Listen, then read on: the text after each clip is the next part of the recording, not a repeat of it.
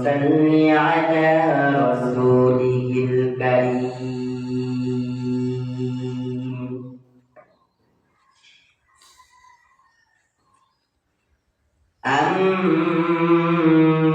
أما بعد فأعوذ بالله من الشيطان الرجيم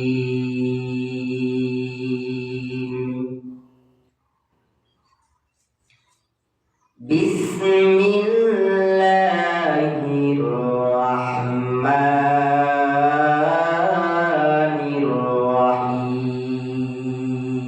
الرحيم إن الله وملائكته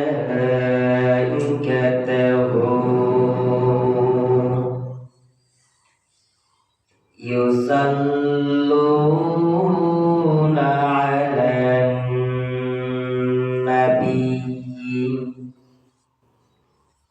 يا أيها الذين آمنوا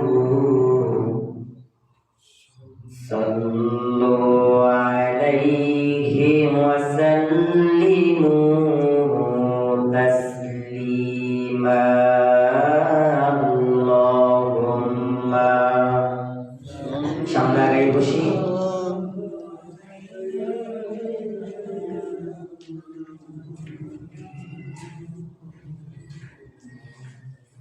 وعلى آل سيدنا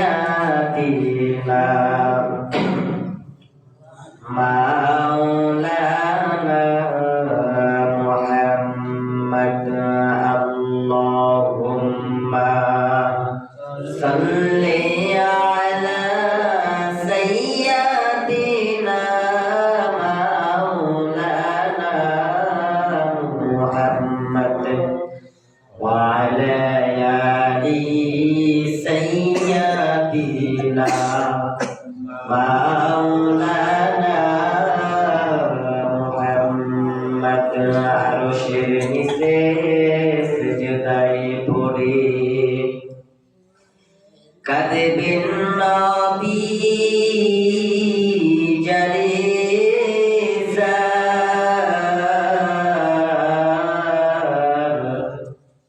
মাফ করিয়া দিন গো আল্লাহ উম্মত আমার গুনাহগার আল্লাহুম্মা সাল্লি আলা সাইয়্যিদিনা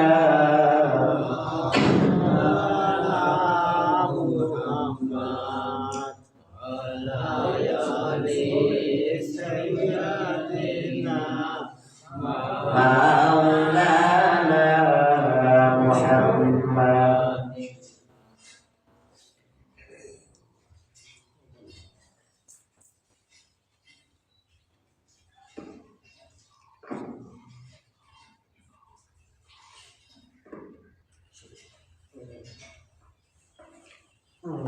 اللهم صل على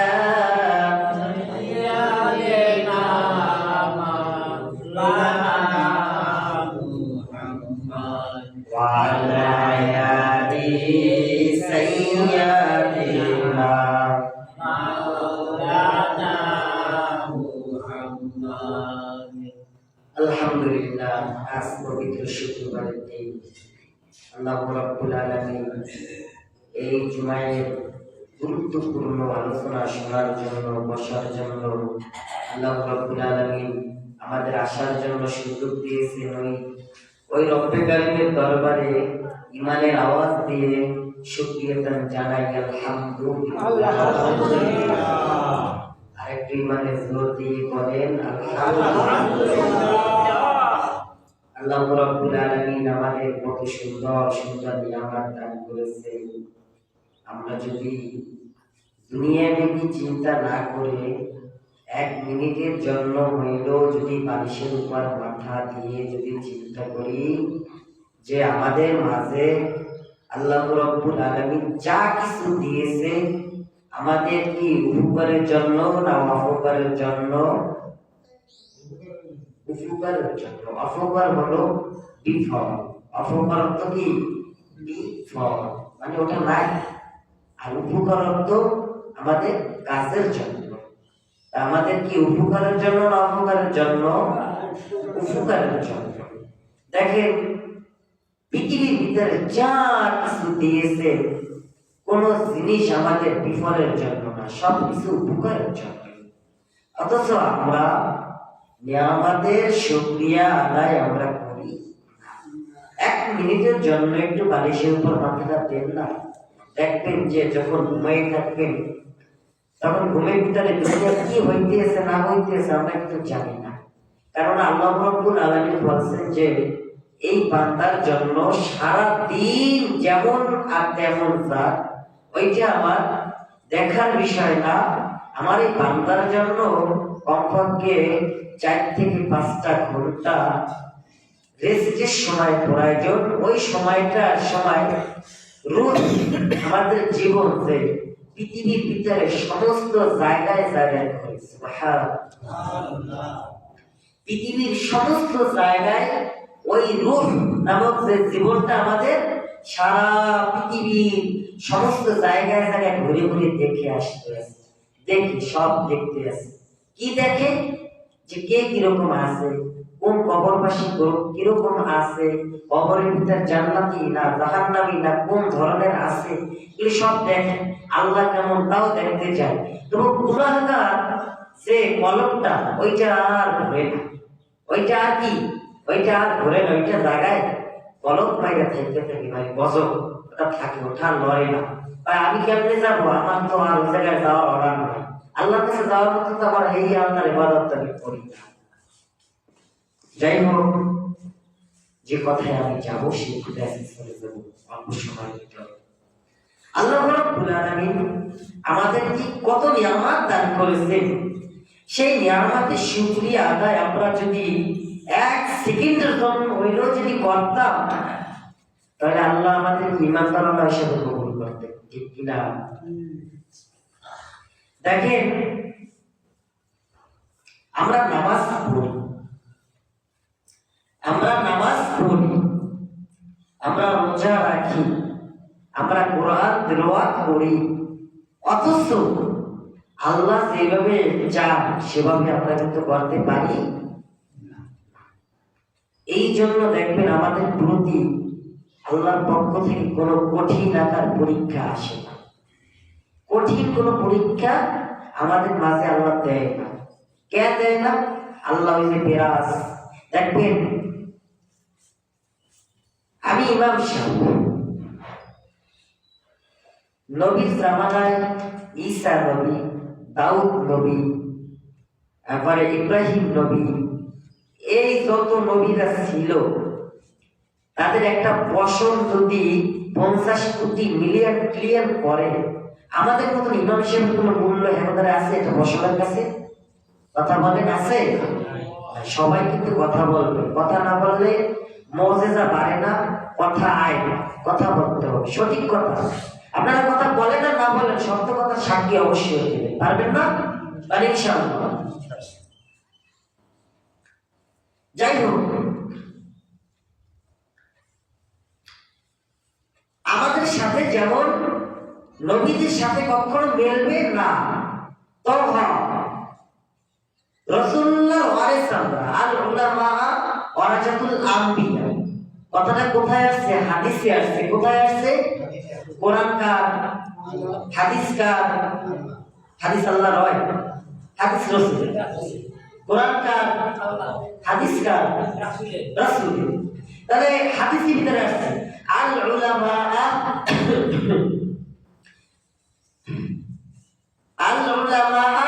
ওয়ারাসাতুল আম্বিয়া। এই হাদিসের ভিতরে আসছে যে পৃথিবীর প্রান্তে যত উলামায়ে কেরাম আছে, যত সাহাবীরা আছে, যত তাবিঈনরা আছে, যত উলামায়ে মুতাকাদ্দিমা আছে সবাই কি রাসূলের ওয়ারিস।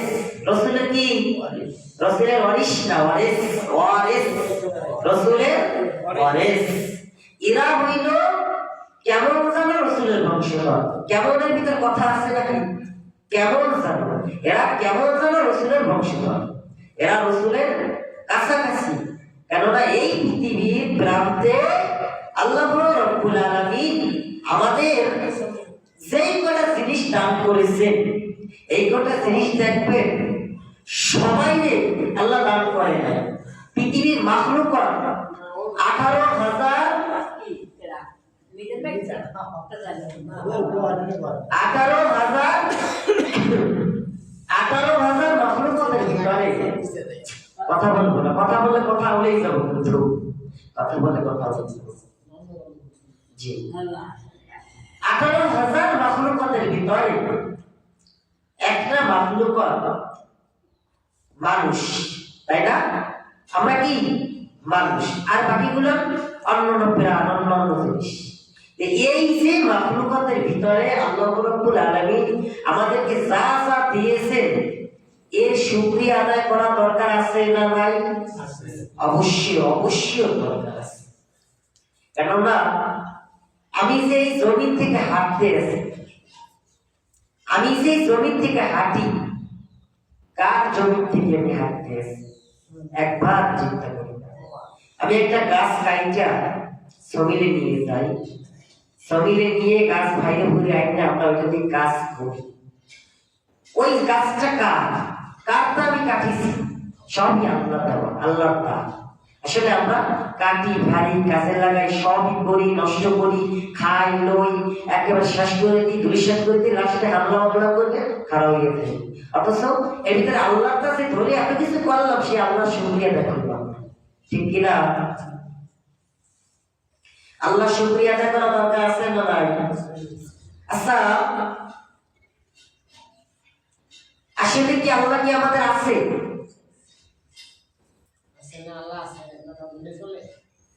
অবশ্যই আল্লাহ আছে। আমি মনে করি আল্লাহ 100% যত আছে তার থেকে আল্লাহ আমাদের আছে। আল্লাহ যদি থাকে তাহলে আমাদের তো আল্লাহকে একটু মানা দরকার আছে। আল্লাহ তো বলছেন যে হে বান্দা, তোমরা আমাকে ভয় পাবা না। আল্লাহ বলছেন কি, তোমরা আমাকে কি পাবা না? ভয় পাবা না। কেন? তোমরা তো আমাকে দেখতে পাও না, তোমরা কেন আমাকে ভয় পাবা?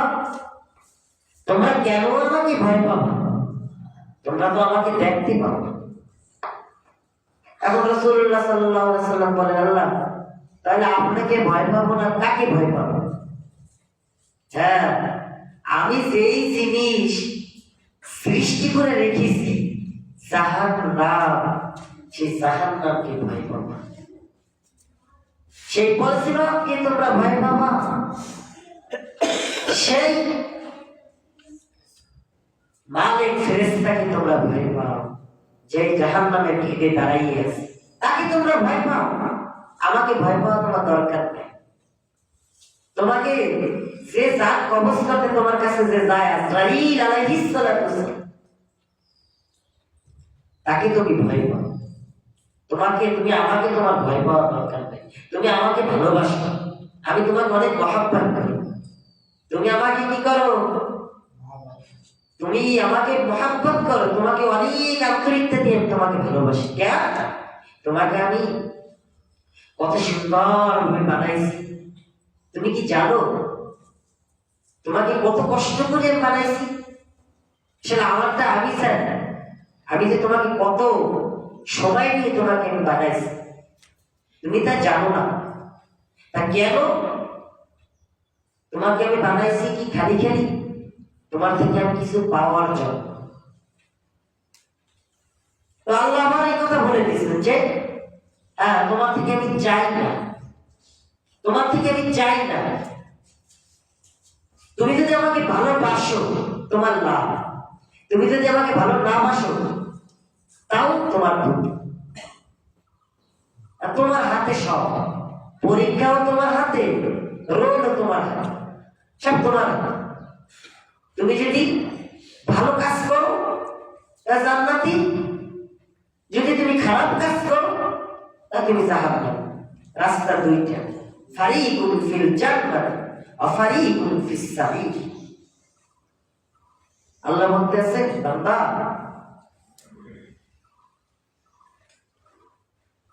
জান্নাতের দরজা আমি বানাইছি 8টা। কয়টা? 8টা দরজা দিয়ে ভিতরে ঢুকিয়া একটা জান্নাতের ভিতরে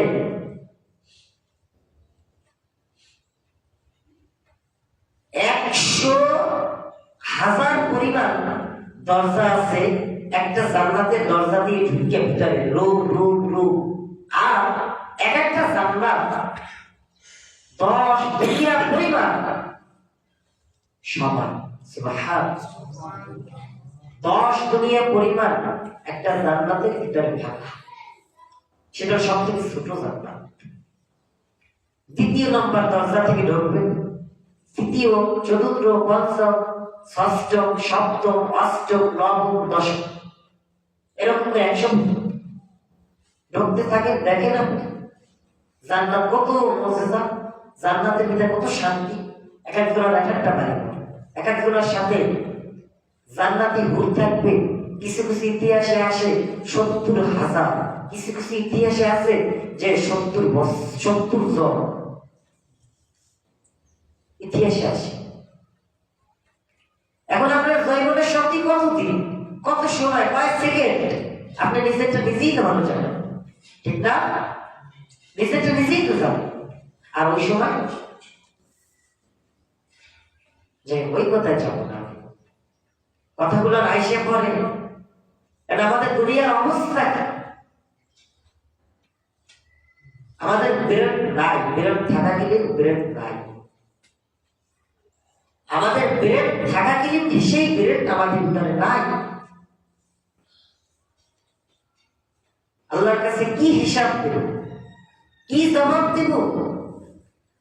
কোনো উপায় নাই।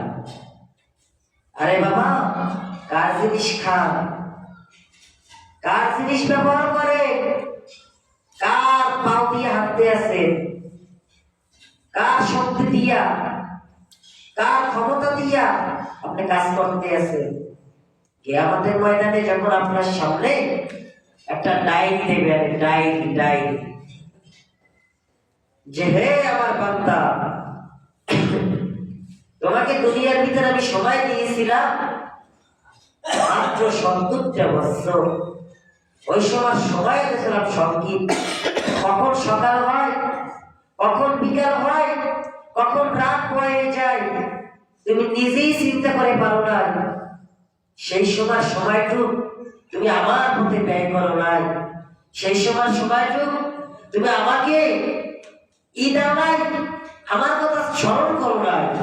সেই আমার নামাজ, সেই আমার রোজা, সেই আমার কোরআন তেলাওয়াত, সেই আমার কোরআনের ভালোবাসা, সেই আমার রাসূলের আদর্শ, সেগুলি তোমরা মানো নাই,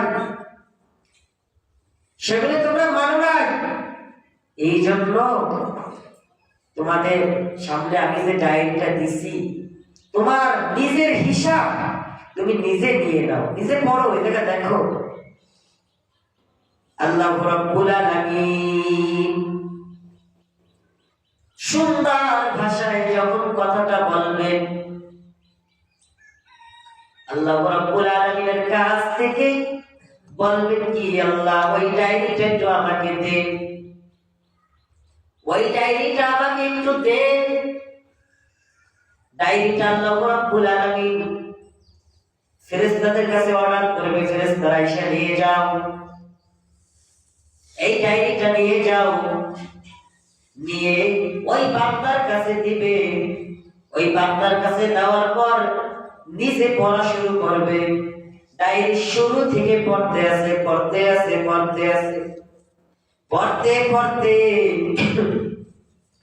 শেষ পর্যন্ত পড়া শেষ।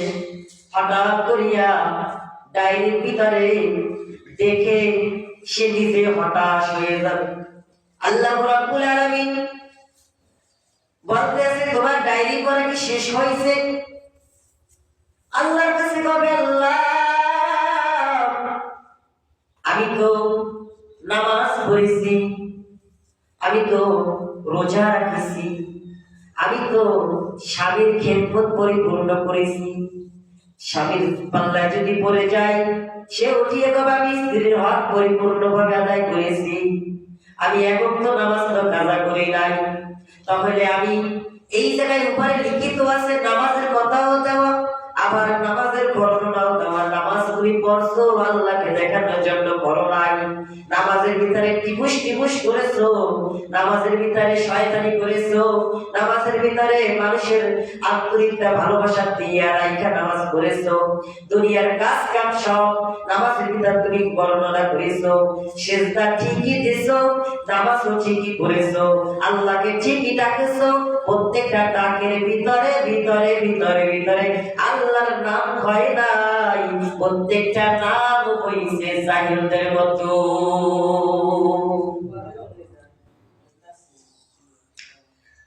খুযিল আফওয়া ওয়া আমুর বিল উরফি ওয়া আ'রিদ আনিল জাহিলিন।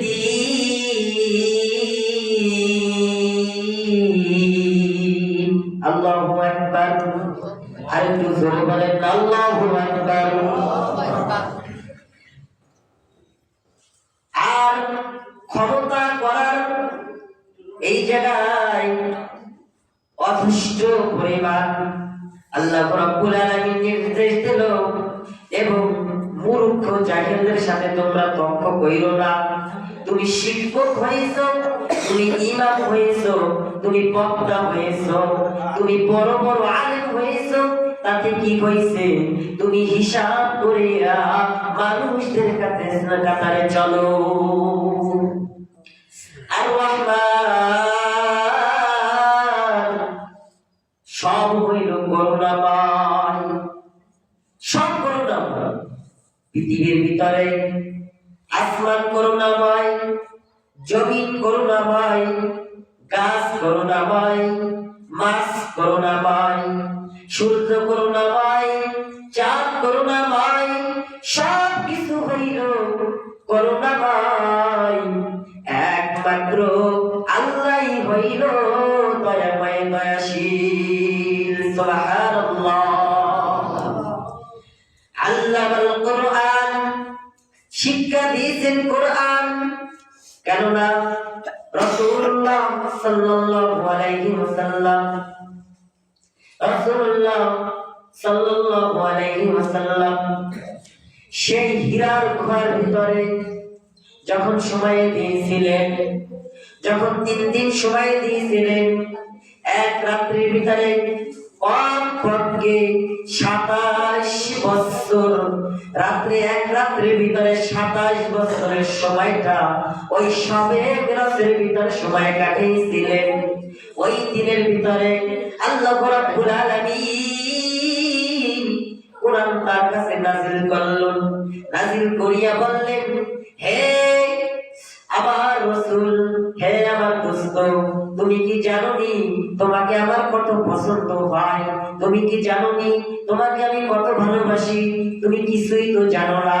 আল্লাহ রাব্বুল আলামিন বলতেছেন, হে আমার রাসূল, তোমার কাছে কোরআন দেওয়ার পর আমি জানি তুমি কোরআনে কিছু বুঝবে না।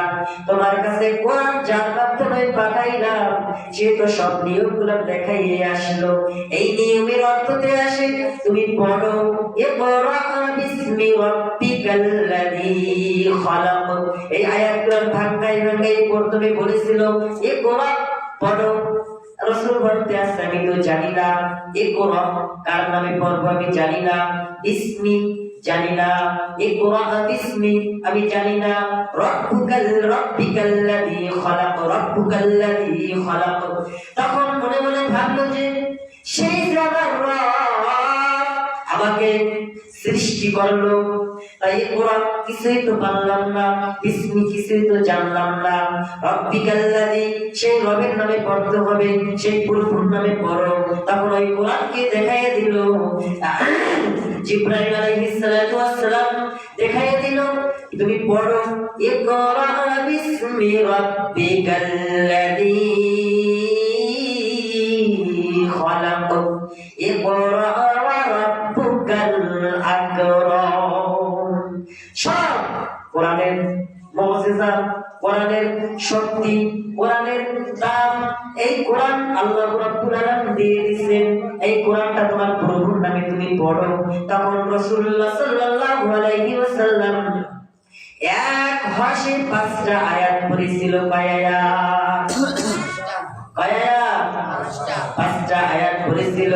সেই 5টা আয়াত পড়ার পর তার ভিতরে কোরআন তো খুব সুন্দর ভাবে 30 নম্বর পারার মুজিজা আল্লাহ রাব্বুল আলামিন ঢুকিয়ে দিয়েছিলেন। সুবহানাল্লাহ। দিনার দিন কোরআনের দাওয়াত দিতেছিলেন। দাওয়াত দিতে সময়টাও এরকম সময় চলে যাইতো। মক্কার জমিনে কমপক্ষে 92টি সূরার সব দাওয়াত দিয়েছিলেন। আর বাকি 5টি সূরার দাওয়াত দিয়েছিলেন মদিনার ময়দানে। সুবহানাল্লাহ। আপনি কয়জনের জন্য দাওয়াত দেন? সেই কোরআন আমাদের মাঝে আছে না নাই? কোরআনের রং কি ভিন্ন নাকি? রাসূলের জামানায় কালা অক্ষরের কোরআন ছিল, আর আমাদের জামানায় কি নীল অক্ষরের কোরআন ছিল নাকি? সে কালা অক্ষর আছে না নাই?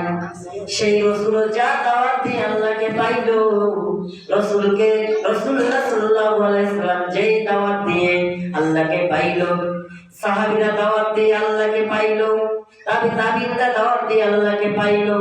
যেইগুলি আল্লাহকে পাইলো যা করিয়া ওই জিনিসগুলা আমাদের মাঝে দিয়ে দিছে। আসলে মানার মতন যদি মানতে পারি, আল্লাহকে পাইতে 1 সেকেন্ড সময় লাগে না, ঠিক কিনা?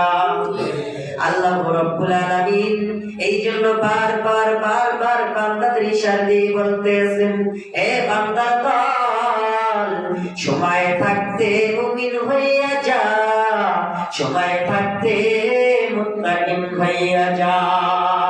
যদি জাহিল হইয়া আমার কাছে আসো, মুনাফিক হইয়া যদি আমার কাছে আসো, ক্ষমতার বাহাদুরি হইয়া যদি আমার কাছে আসো, এক পায়ের কোনো লাভ নাই, 1 সেকেন্ড বিন্দু পরিমাণের কোনো লাভ নাই। তোমার আমলনামা তোমার হাতে আমি ধরাইয়া দিব। তুমি কি মনে করো সকালে কি দিয়ে খানা খাইছো, দুপুরে মনে নাই, দুপুরে কি দিয়ে খাইছো, রাত্রে তা মনে নাই। আজকে কয়েক হাজার টাকা তুমি ভাঙলা, তা তোমার পরে 2-3 দিন পর তা তোমার মনে নাই। কোন জায়গায় কি থুইছো তা তোমার মনে নাই। আমি আল্লাহ, তুমি কি আমাকে চেনো নাকি? আমি আল্লাহ, তুমি আমাকে কি জানো নাকি? আমি কেমন আল্লাহ? এমন একটা সময় আসবে, তুমি শুরু থেকে নিয়ে শেষ পর্যন্ত কি কি করতে আছো, এইগুলি তোমার ডায়েরিতে আমি সব লিখে দেব। সুবহানাল্লাহ। যখন আমি ওইগুলি তোমার হাতে ধরাইয়ে দিব, তখন তোমার কি অবস্থা হবে?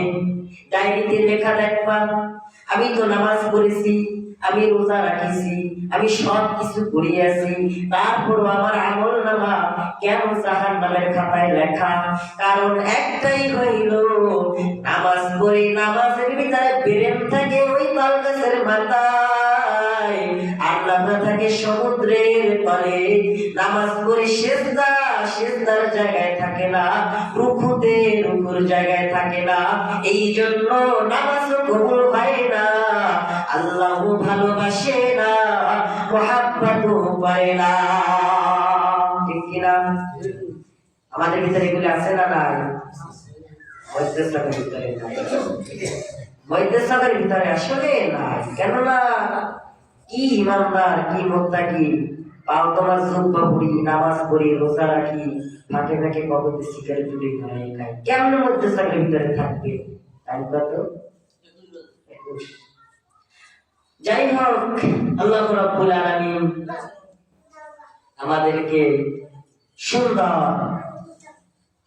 ভালো মহাব্বতি আন্তরিকতা হিসাবে আল্লাহ রাব্বুল আলামিন আমাদেরকে কবুল করে নেন। সবাই আল্লাহুম্মা আমিন। আর একটু জোরে বলেন আল্লাহুম্মা আমিন। আল্লাহ রাব্বুল আলামিন আমাদেরকে দিনদারওয়ালা বানান। সামনে রমজান মাস আসতেছে, 30টা রোজা সবাই রাখবেন তো? সবাই কে রাখবেন? হাত তুলে দেখাই আল্লাহু আকবার। সবাই রাখবেন? আলহামদুলিল্লাহ। আল্লাহ রাব্বুল আলামিন 30টা রোজা রাখার মতো তৌফিক দান করুন। ওয়া মা তাওফিকি ইল্লা বিল্লাহ। আসসালামু আলাইকুম ওয়া রাহমাতুল্লাহ।